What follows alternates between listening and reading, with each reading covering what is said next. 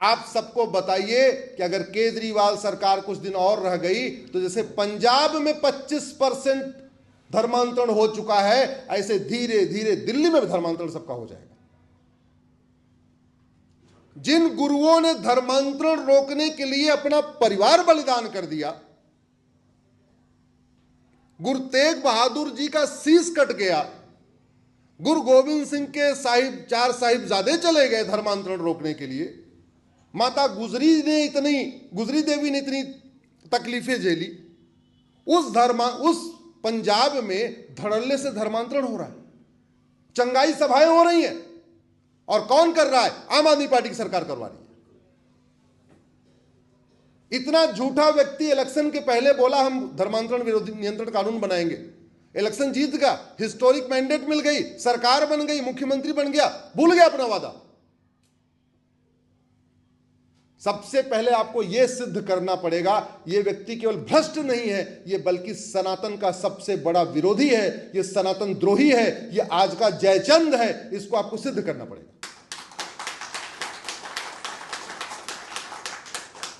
कभी आपने केजरीवाल को बांग्लादेशियों के खिलाफ एक शब्द बोलते सुना?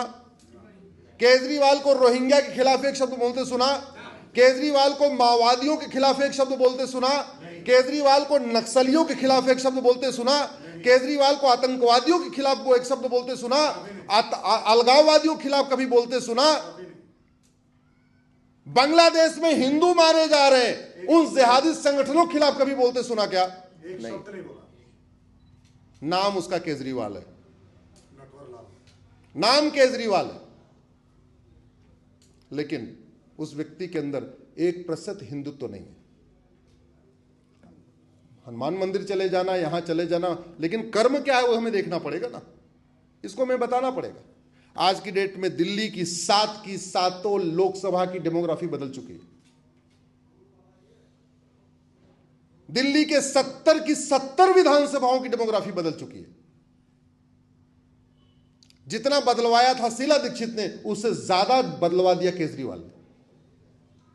और जो डेमोग्राफी बदल रही है उसका मूल कारण घुसपैठ, धर्मांतरण, जनसंख्या विस्फोट।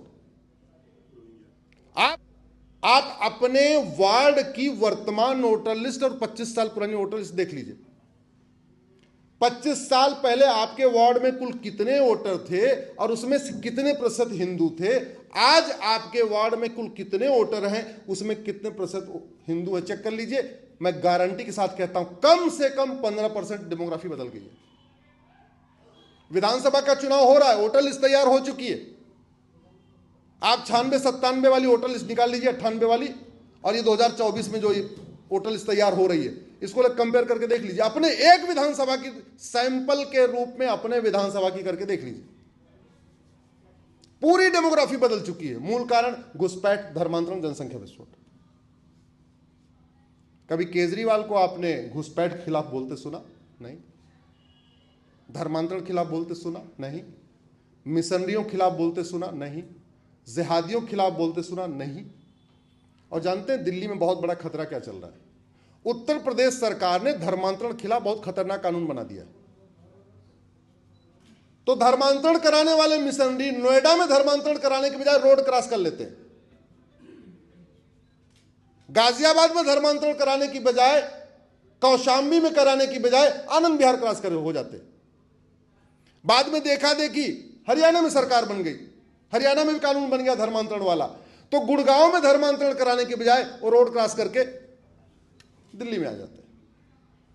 क्योंकि जहां कानून है वहीं तो अपराध है, अगर जहां कानून नहीं वहां अपराध नहीं है।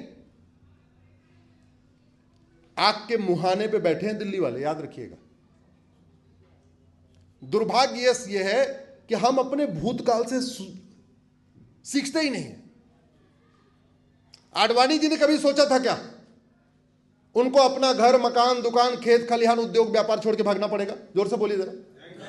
जेठमलानी जी ने सोचा था क्या अपना घर, मकान, दुकान, खेत खलिहान छोड़ के भागना पड़ेगा? मनमोहन सिंह जी ने कभी सोचा क्या कि उनको घर, मकान, दुकान, खेत खलिहान छोड़ के भागना पड़ेगा?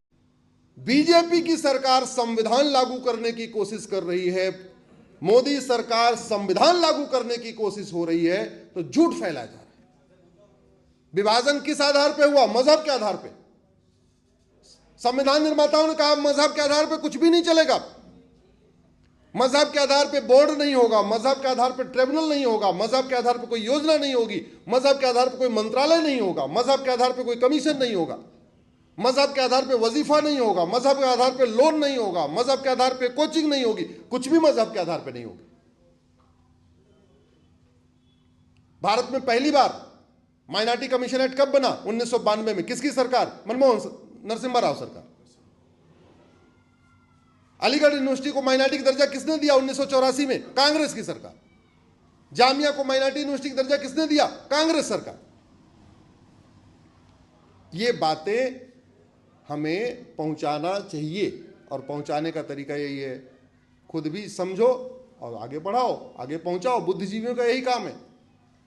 नैरेटिव बिल्डिंग सबसे बड़ा काम है। हमारे सामने जो लोग बैठे हैं, मंच पे बैठे हैं या सामने बैठे हैं, उनका काम ही यही। बताइए कि अभी संविधान नहीं चल रहा है, अभी तो बहुविधान चल रहा है। अभी 1937 का शरीयत एक्ट चल रहा है। बताइए सबको, यूनिफॉर्म सिविल कोड तो लागू ही नहीं हुआ। और भारत में केवल एक पॉलिटिकल पार्टी के मैनिफेस्टो में है यूनिफॉर्म सिविल कोड, बाकी किसी में नहीं है। आप ऐसी ही और वीडियो को देखने के लिए चैनल को सब्सक्राइब कीजिए, वीडियो को लाइक कीजिए, कमेंट कीजिए और शेयर कीजिए। धन्यवाद।